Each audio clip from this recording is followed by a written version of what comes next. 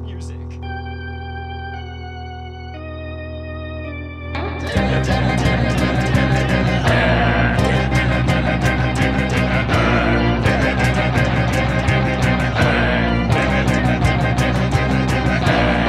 He's not a bat, he's a man who fights crime. And we're gonna watch him fight for a minute at a time. With John and Niall and a guest who doesn't rhyme. It's Bat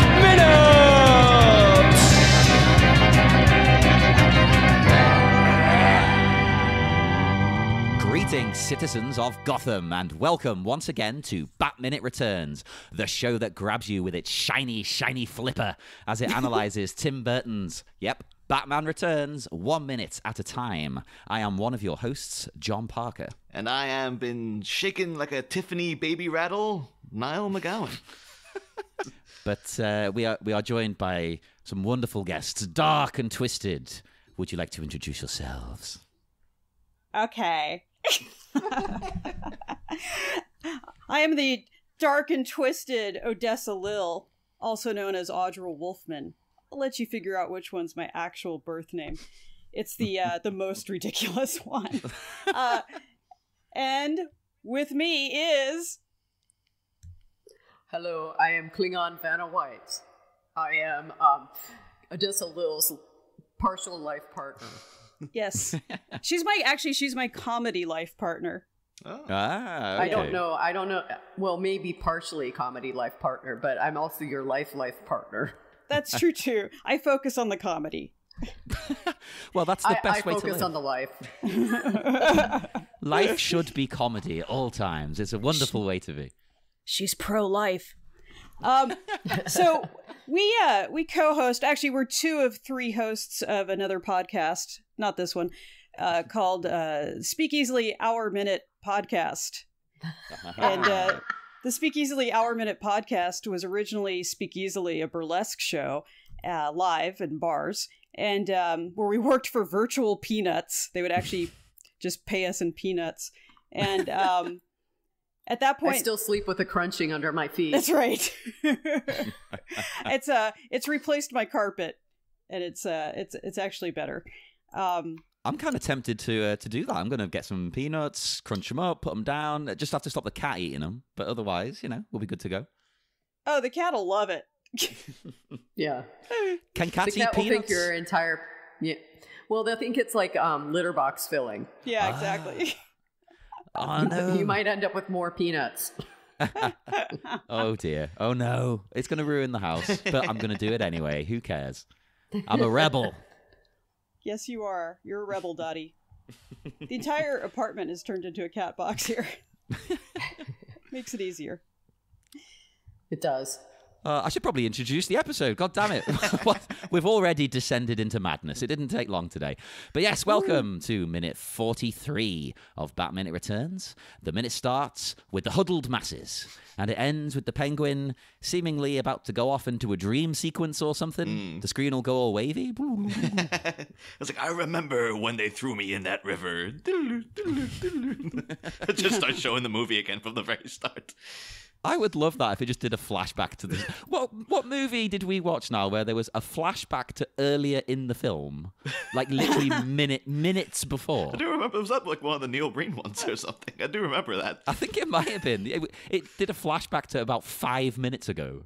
Seems like something from Naked Gun. It felt like that, but it was trying to be serious. I used to get really annoyed with... I don't know if it was a big deal in America, but like the UK show The In-Betweeners, which people loved, and I thought, like, that's okay. But they, at the end, will show you, like, sepia-toned pictures and clips from, like, 2 minutes ago. Like, I'd be like, remember the fun times we had throughout this episode? It's like, what? What are you doing? Just play the damn credits.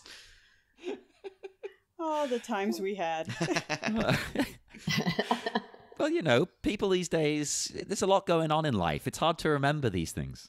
That's the other thing, because I've been watching like the new Sabrina the Teenage Witch, and like if you watch it, like thankfully because I've mostly played through the Virgin Media TV box, which is so slow and clunky you can't do anything. But like if you're on like an Xbox or something playing it that way, at the beginning, they force a recap on you. It's like, no, skip recap. And then there's like a solid 2 minutes of opening credits. Like, Jesus Christ, just get on with the show. What are you doing to me? You can't skip him? You can't skip the credits? You can, but it's just like, why is it even... Why have you put so much stuff at the front of the show? It's... Yeah. Much like this show, we've burdened it with all this at the beginning. Well, to be fair, like, this is like a pretty quiet minute as well, though. Yeah, let's just start talking about Sabrina. Yes. I would not be opposed to that, and I've only seen the first episode so far. It's great. I've only seen the first 2. It's greater. Oh, yes.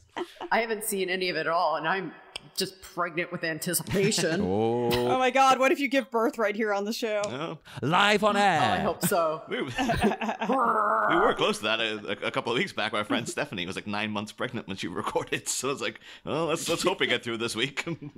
I was hoping it happened while she was on the show. That would have been a first. But anyway, we are back here with old Pengy as he greets his fans at the cemetery gates. How incredibly goth. I love it. A dreaded sunny day, so he's meeting them at the cemetery gates. That's a little thing for the Smiths fans out there. If there's any of them left. Well, I imagine Tim Burton probably is into the Smiths. Oh, totally. It seems like his kind of band. Because there's the great rivalry between the Cure and the Smiths. I imagine Tim Burton's a Cure guy, just by that haircut. It's he's definitely he's wearing his side on his sleeve right there, or on his head. On his head. Sadly, Robert Smith is still wearing that on his head. Oh yeah. It's not looking good anymore, is it? He's not conditioning that. It looks terrible. This is like the third or fourth time we've talked about Robert Smith's hair on this podcast. Is it? Yeah, Well, if you're gonna commit to that haircut, you also have to commit to your body staying with the haircut. You know, and it's the dichotomy. It's just a sad tragedy when goths age. It really It is. is. It's like a sad aging clown. It's depressing. I don't want to see that. Take it from 2 aging goths. This is some sad shit. It is so sad. It is so sad. I've had to rethink how I do my eyeliner. I think with men, you can pull it off if you just go, right, I'm getting old. I'm gonna be that bald goth at the club. The old bald goth. You can get away with it then. Everyone thinks you're cool and distinguished. Yeah. Yeah. Yeah, you just fancy. like trade in your pirate shirt for like a black button down, and you're good. And everyone's like, oh, he's cool. Apparently, I don't know. But you know, these crepey eyelids aren't going to handle winged painted on eyeliner anymore. No.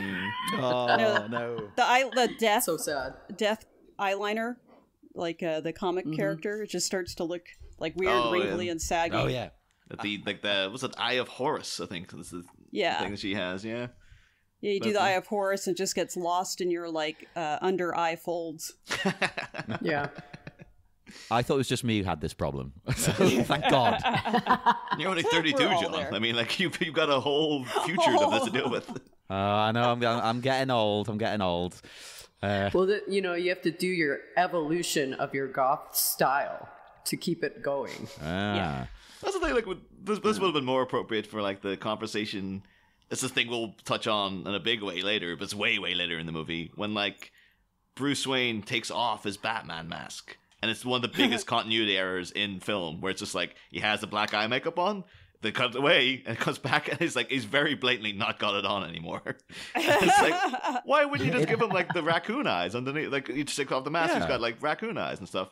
But I guess maybe Michael Keaton had words with him and said, no, it looks stupid. I don't want to look like this. People think I'm Beetlejuice again or something. This is going to be too confusing for the audience. That's because Batman has makeup removal wipes in his utility belt. He just has a little pouch. He can just pop one out and just wipe it away dead quick. Yeah. But you literally see it, though. Like, again, we'll talk about this when the scene actually comes up. But it's literally, you see him with the makeup and the mask on, cuts away to, I think, Selena, and it cuts back. And it's got the mask on, but you can see it's all flesh around the eyes. And it's like, how did you not think everyone was instantly going to notice that? Like, I was a kid when I saw this, and I was just like, wait, what? What happened there? It's part of the mask. If you're not going to, like, extend your what's what's that term? Suspension of disbelief. If you're not going to fantasy. suspend your disbelief while watching a superhero movie. True. Everything else about this was believable. Mutant Penguin Man, zombie S&M fetishist comes back to take revenge on her boss. It was all fine up until the makeup You're all, thing. and then all of a sudden you're like, wait, where's his makeup? Hang on a minute, something's not right. Something I can't quite believe is at the gates here. This guy on the right. He's on the right. He's stood next to this woman. What is his aesthetic? I don't understand what he's going for. It's kind of like he's like a punk, but he's got kind of really long 80s curly hair, which isn't very punk to me. I don't know what he's going for. I think I've been in this guy's boat because, again, actually going back to the Smiths fandom, because I was a guy. My hair thinned when I was about 19. I started getting receding hairline and stuff. But because I was a Smiths fan, I used to have the quiff. And let me tell you, dealing with a quiff, dealing with balding hair while you're trying to do something with the hair is just it's pretty much what this guy is battling. I see him and I'm like, I understand. I get you, man. I don't think they have quiffs on the planet where Klingon Vanna White's from. You have to explain it. I think, because Klingons, I guess, they don't have hair that far forward enough to deal with a quiff. But it's a sort of... Or in the new iteration, they don't have any. Yeah, well, I only made it dare we approach that topic? I only made it 4 episodes in, man. I was just like, you know what? They ain't happening. I didn't go much further myself. They're very beautiful. Yeah. Actually, but... I have to ask, though... that's a commitment. Amongst the Klingon people, what is the opinion of Batman? Because I guess he would be exalted as a great warrior, but then he is definitely a great warrior. But the thing is, he doesn't. I guess this one might be the preferred Batman because he actually just kills people, whereas I guess the whole hard and fast normal Batman rule of I don't kill anybody. The Klingons, I don't want to assume anything about your culture, but I'm assuming the Klingons they're very pro killing people as far back as I remember. Yeah, you would be just it's helping them to have an honorable death. It's not like a bad thing. It's helping. Yeah, I mean, if you're gonna go out, that's a good way to go. I remember I think there's a 10-minute YouTube clip someone's made of every time Worf suggests to do something in TNG, which essentially is just let's just go fight them and kill them. And it's constantly just well, Captain, we should do this. No, Mr. Worf, no. It's just it's a solid 10 minutes of just There's also a clip of him every time he gets beat down. That's the first thing I think of anytime anyone mentions Worf. I just think of that scene where he's kind of getting his nipples electrocuted with those sticks. Oh my god, I have to look that up. That might be some fat material. So I wanted to love Worf and believe in him, but there's an episode where Riker is going through he thinks he's crazy and stuff like that. He's not sure what's reality and what's fiction and stuff. And he wakes up on a hospital table. Worf's guarding him. And then Riker, after just waking up within seconds, takes out Worf. And it's what good is he? How is he the head of security? I think he's a mechanism to show how dangerous everything is. Because if it can take out Worf, it must be very dangerous. But if you do it every episode, it's just this guy shouldn't be in charge of anything anymore. Oh. Anywho, I'm speechless now. I just want to talk about Worf. Yeah, let's just do a Worf special. It's a sexy shot, There's a looping GIF of it you can get where it just keeps going over and over. I have a kind of a funny story about when I got the signed photo from the actor Michael Dorn who played Worf. So I walked up to him and I was dressed as a normal middle-aged lady. And I explained to him the Klingon Vanna White myself, what that was. And I was just can you sign this photo to Klingon Vanna White. And so he signs it, and like he's kind of a little weirded out by me, I think. He signs it and hands it back to me, and I'm like, thank you, sir, I really appreciate it. And I walk away, and then I look down, and he wrote to Klingon Vanna White, but he put the word Klingon in quotation marks. Oh man. Oh, that's mean. I know. I'm kind of like not like a Michael Dorn now. It's just like, oh my god, he's up there with Zach Galligan in terms of celebrities I can't like anymore. Well, if I had known at the time, I would have been like, why did you choose this word to put quotations around? You should have challenged him to a duel. I know. Well, I guess he would never have been able to put quotations around White if you saw me. But so there's a minute of Batman Returns here as well. Oh, yes. We're about 5 seconds in. I love that he's basically got groupies here. Yeah, I'd love if they came into play more. That they like, it would have been great if you saw like that guy with that haircut, and then later during the campaign scenes, like that guy's there with like a suit and the hair is combed down and stuff. It's like, oh, he's turned his life around. Sold out. Yeah, he became part of the problem when he supported Oswald Cobblepot. I don't even remember this guy. Which the guy on the right there? Yeah, he's very intriguing. Like I don't understand his look. He seems to have a girlfriend with him who's also a little bit goth, but not quite. Like they haven't gone all out. I get the impression they didn't want Tim Burton just filling it full of goths. Like you can't do that. Yeah. He's got those boots with the front that's metal. Yeah. I always wanted a pair of those. Never got New them. Rocks. Oh, they used to be like when I was in school. Oh, I had New Rocks, but not like this. Oh, I thought for some reason, I was like, oh, New Rocks were everywhere for a couple of years. I was surprised you couldn't have got them. Yeah. No, back in 2001, I had a pair of New Rocks, I think, and they came with a guarantee that they would last longer than you will. And it was true. Probably they're still out there somewhere, whereas I have long since passed. I think I would have lost my mind if I had gotten to date a guy like this in the 90s. He's kind of cool, I suppose. He's better than most of the people you get in Gotham anyway. Most of them are just awful, horrible people in these movies. Yeah. But we'll deal with quite a few, like at least one of them in the next minute. But yeah, we do actually get a guy who is a proper asshole pops in here. We get the return of aggressive reporter, a guy we saw briefly outside the Hall of Records.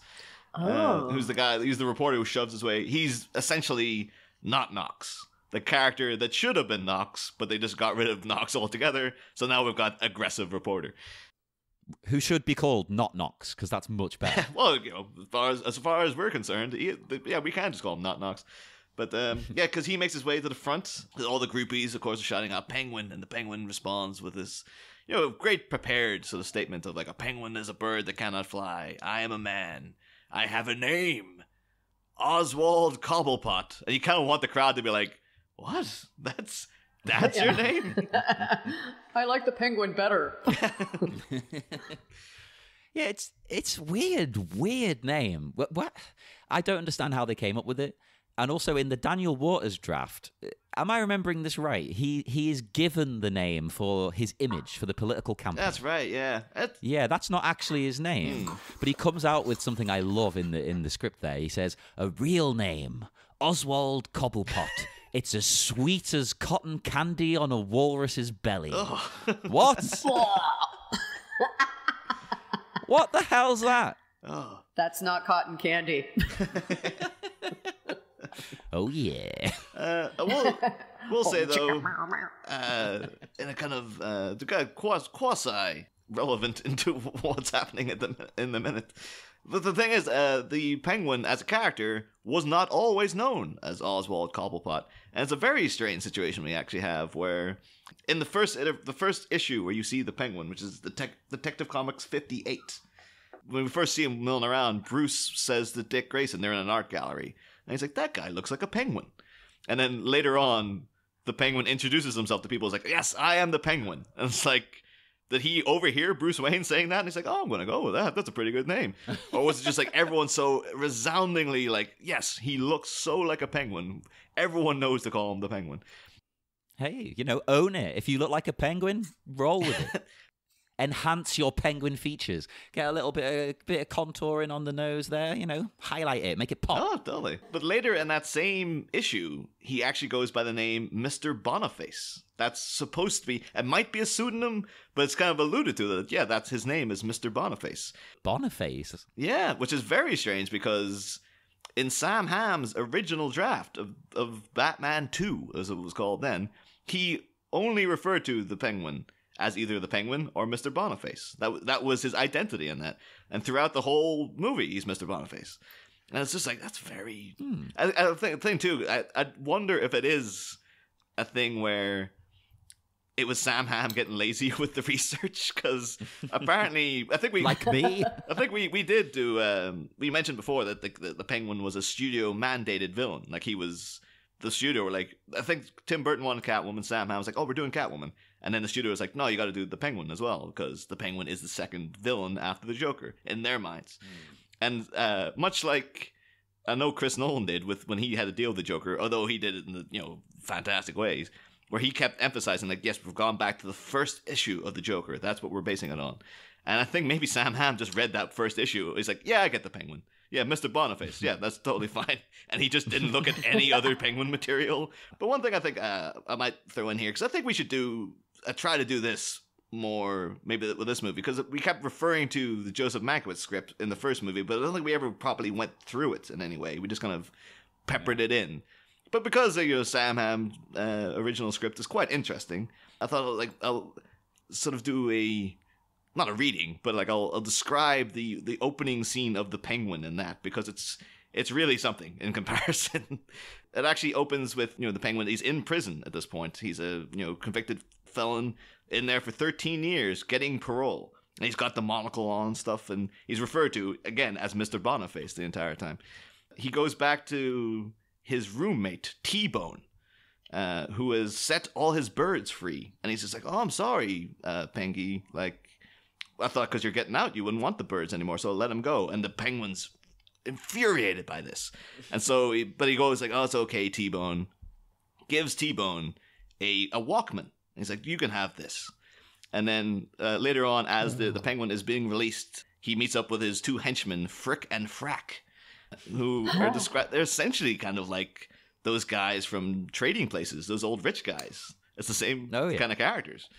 And meanwhile, T-Bone is out in the prison yard, like sweeping up or something, and he's listening to the Walkman. But apparently, the Walkman is emitting something that's attracting birds. And so then a pigeon comes and attacks T-Bone, and then like a couple of hundred pigeons arrive and peck T-Bone to death. Basically. Yeah, so this was all the Penguin's scheme. And then apparently it goes down to, it's revealed what he was listening to on the tape. And it was actually Surfing Bird by the Trashmen.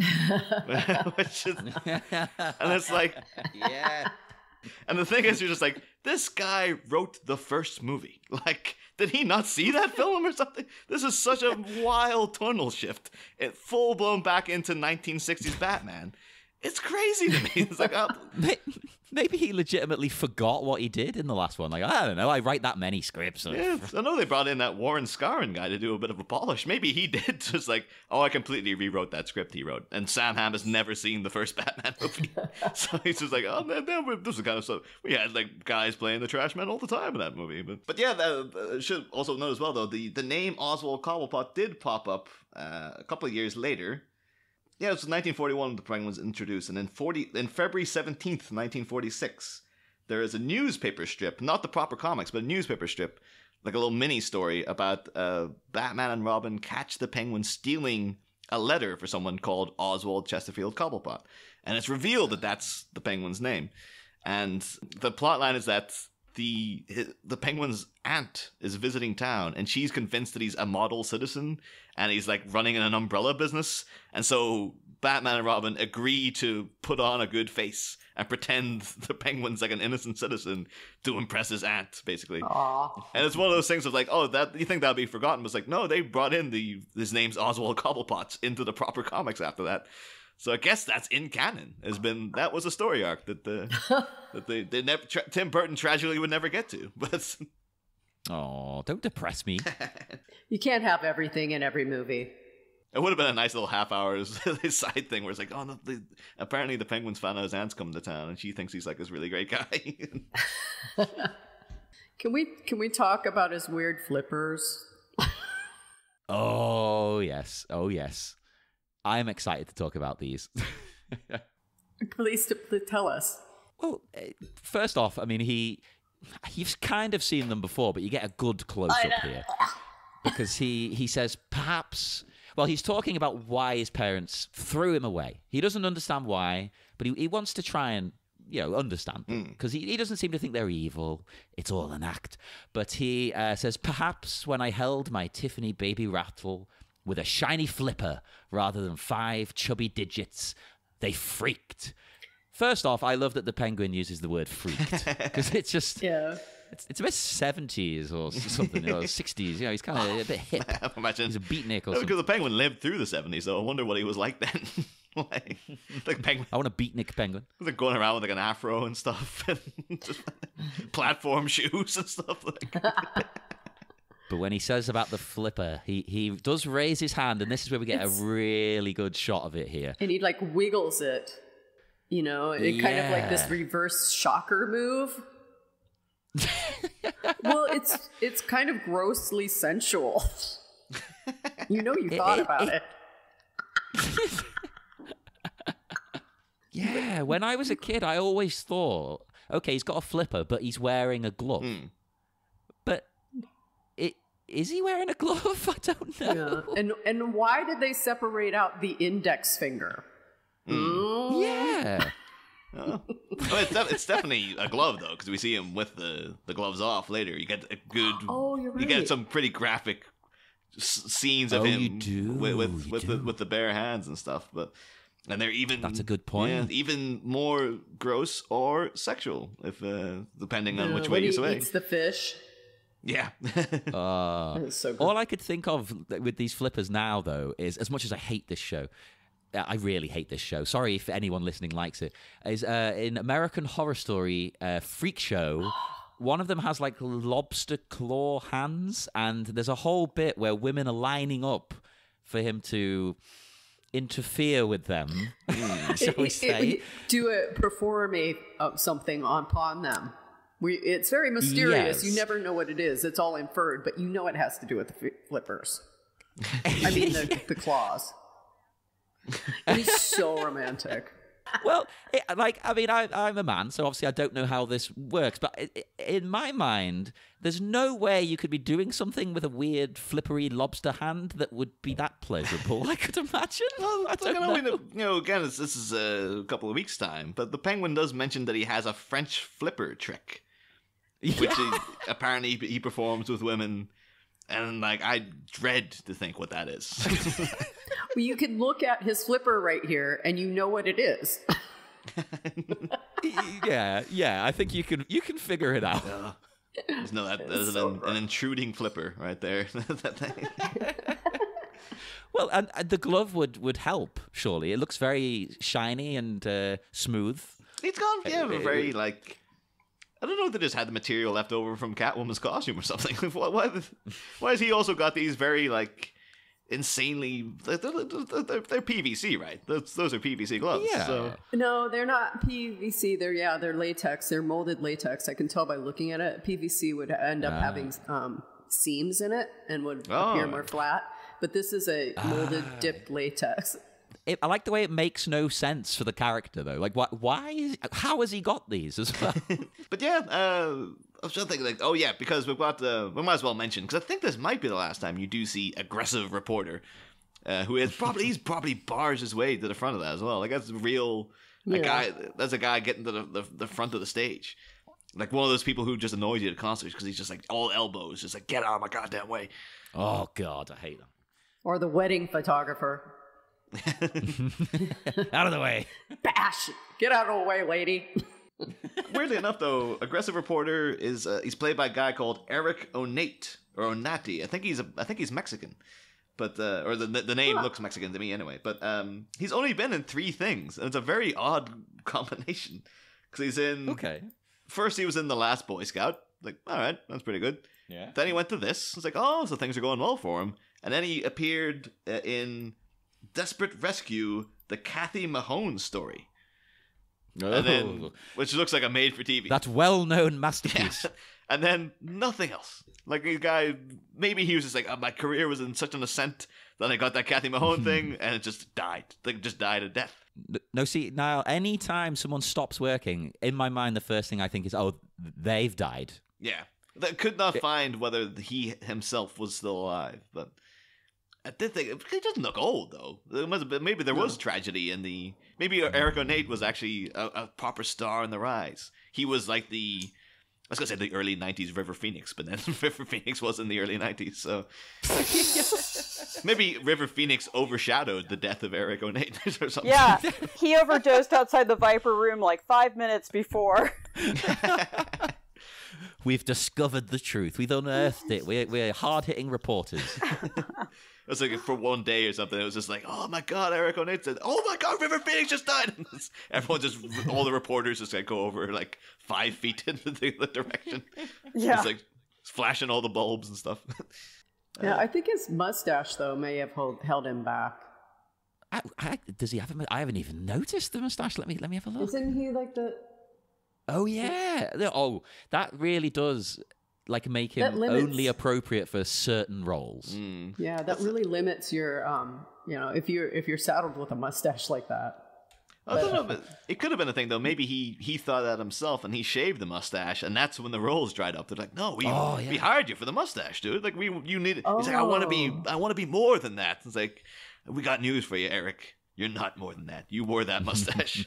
And then he was just like, he literally couldn't grow it back. He's like, it was never the same again. It'd be like when we call her Jennifer Grey from Dirty Dancing. Like she had a very sort of like distinctive face, and she had, like, I don't know if it's offensive to say she had a bit of a big nose, but she had a bit of a big nose. And then she got plastic surgery. Character. Yeah, and I think after she got the plastic surgery, the roles dried up because people are like, no, they liked you because you looked quite distinctive with this, and now you just look like any other person. There's no character to your face. She was unrecognizable. Yeah. Oh. You know, like really, like it was difficult to recognize her after she had the nose job. Yeah, that's true. But I can understand why she'd want it.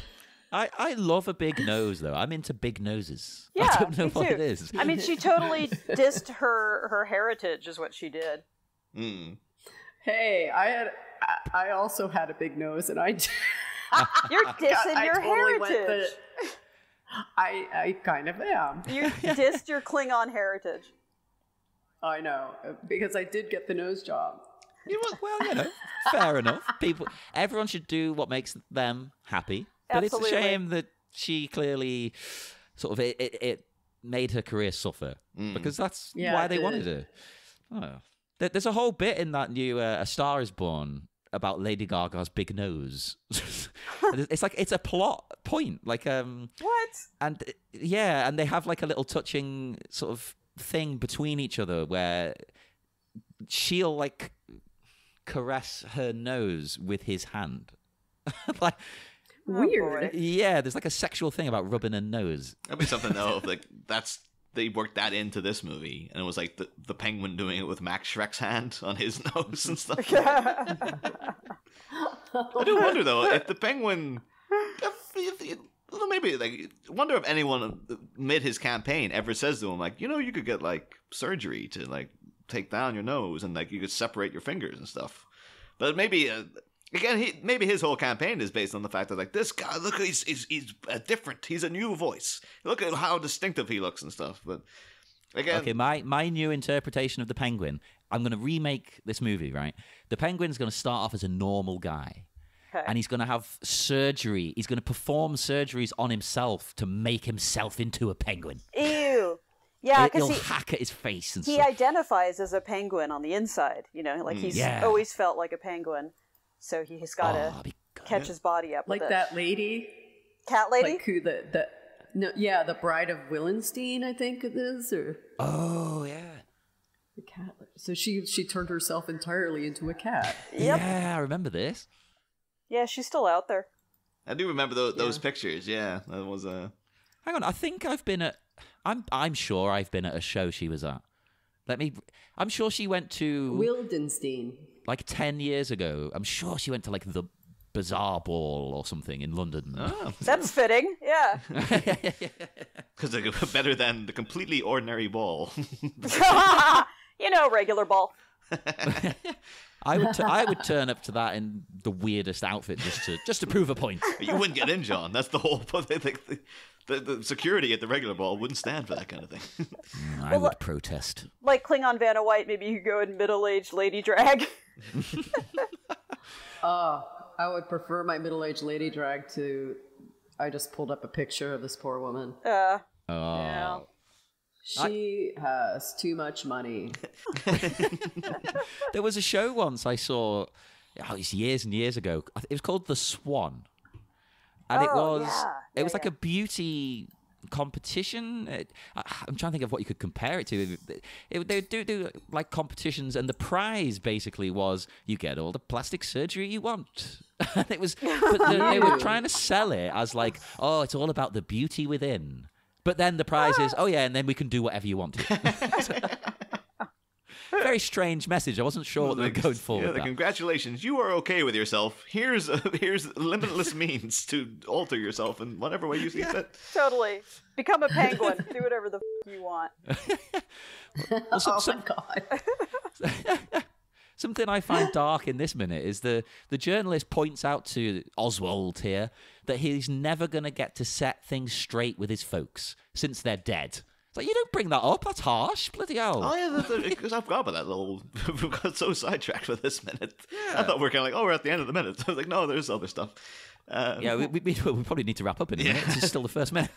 But, he has that whole business. I actually thought it was quite intriguing because he says, like, oh, yeah, I was their number one son, but they treated me like number two. And the way he says, like, their number one son, though, is like, so is he inferring that there's other Cobblepot kids? That, like, are they... Because I think we were working on last week that the idea that maybe... The first son. The penguin actually killed his parents. Like, he showed up a bit, like, maybe a year ago and was just like, hey, I figured out who you are. Gimme, gimme, gimme. Like, I want what's coming to me. A Man After Midnight? Yeah. No, sorry. And then the parents were like, no, get the hell away from us. And then eventually, maybe he killed his parents in order to get an inheritance. And then found out nothing was coming to him, so he worked on a different scheme. It's like, oh, now I'm going to go and kill all the firstborns and whatnot. It's the American dream, that. Killing your parents to get the inheritance. But even this would add into that, though. This would be like, maybe they just don't mention it in the movie. Like, maybe there was another. Maybe he went to get that inheritance. They found out there was another Cobblepot kid, so he killed that kid to get the money. And the parents were like, nope, still nothing happened, kid. And then eventually... But the other kid's also deformed. No, they've got to be normal. They've got to have the chubby digits. Oh, yeah. Oh. Maybe that was the thing when he was killing him. It was like, I can't believe how chubby his fingers are. Yeah, they're too chubby. They're huge fingers. It's probably disgusting to him. Like, if normal is like a shiny flipper, you know. Yeah, would he be into it or would he not be into it? Oh, he probably thinks it's disgusting. Maybe if he does get with the lady, he's like, okay, we can do stuff, but can you just hide those hands? Right. They're revolting. Don't touch me with them. Here, put on these gloves. Like that episode of Seinfeld where Jerry's dating the woman who has man hands. Oh, I love that episode. And it keeps cutting to like her cracking open a lobster, but it's very blatantly just put in a guy's hands and stuff. It's like raw. He's like grabbing that lobster and cracking it with her bare hands. Hey, I didn't nothing wrong with that. That works. But yeah, I guess we're kind of at the end of the action for this minute, really. I guess we should, because the weird thing about this week is like this is a quiet minute, and then the next one's just like loads and loads of stuff's going on. So yes, we should probably wrap up. All I want to say is, DeVito, congratulations. You've been chewing that scenery, girl. He's just been going to town in this scene. Oh my god, he's a fine actor. You know, I love how haltingly he delivers this. Yeah, it takes perfect. a lot of control as an actor. Well, what I love about it, I think I mentioned this last week, you can tell that the character is acting. Like, this isn't the way he feels. This isn't what he's thinking. Yeah, he's playing these people. This is very prepared statement. This is like he's been down the sewer rehearsing saying this for like months now. Yeah. That explains why he's like got that mix of formal speech and then that informal, like, they freaked. Or I'm number 2. That's him slipping up. Yeah, he's like, oh no, I shouldn't be saying it. So, yeah, he went back into his disco days. It's like, and they saw it was a major freak out, man. It was super freaky. Super freak. Well, we should probably let our listeners go and have a freaky Monday. That doesn't work. It should be a Freaky Friday. You can have a Freaky Friday too. Yeah. I'm just hung up now in the vision of the Penguin having that Rick James hairdo. Well, no, weirdly enough, Super Freak is played later in this film as well, so it actually ties in quite well. Oh my God! Someone please knock up a Photoshop of him with the Rick James hair. Yes, please. I will pay you to do it. So my Photoshop skills are nowhere near that level. Please, someone do that for us. I will give you $5 wonderful if you do it. You're going to say 5 chubby digits. There. 5. I'll give you 5 chubby digits if that's what you prefer. Anywhere you want them. Oh yeah. On that note, we will depart into the dark night. Would you like to promote anything or tell our listeners where they can find you online and all your wonderful works? Yeah, man. Look up Speak Easily Hour Minute Podcast on the usual places like iTunes and whatever the other thing is. And then check us out on Facebook. We have a Speak Easily Hour Minute Podcast group where we post lots of toilet jokes. That's my favorite. Just pictures of toilets. But, is it that page on Facebook, Toilets with Threatening Auras? Because that's my favorite page. I gotta have to go look that up. That's in my wheelhouse. It's wonderful. So they would throw in John to throw in, another plug for the Facebook page, Toilets with Threatening Auras. Yeah. Oh, well, if you... Oh, yeah, actually, I'm sorry, I cut you off there. No, that's all right. Klingon, would you like to say a few words? Oh, just KlingonVannaWhite.com and SpeakEasily.tv. Yay! Whoop. Yeah, make sure to check it out, everyone. And check us out if you haven't. I don't know why you wouldn't have yet. That'd be a bit weird if you were this far along. But if you haven't, we are on Facebook at the Bat Minute Listeners Cave. We're on Twitter at Bat Minute. We have an Instagram. And review us on iTunes, because that's very, very nice. It helps us. More people see us that way. We move up the charts. We step one more step. That doesn't work. Closer on our route to world domination. So join us again on Wednesday. We'll be back with more Bat Minute and Minute 44. See you then. Bye. Next time, a kickin' kitten. A beloved Bat film ingenue is finally about to make her debut. Yes, Gossip Gertie is gracing Gotham. But elsewhere, while sadistic shenanigans occur in the shadows, which slinky sphinx is about to strike her first tic-tac blow? Find out Wednesday. Same Bat Pod, different Bat Minute.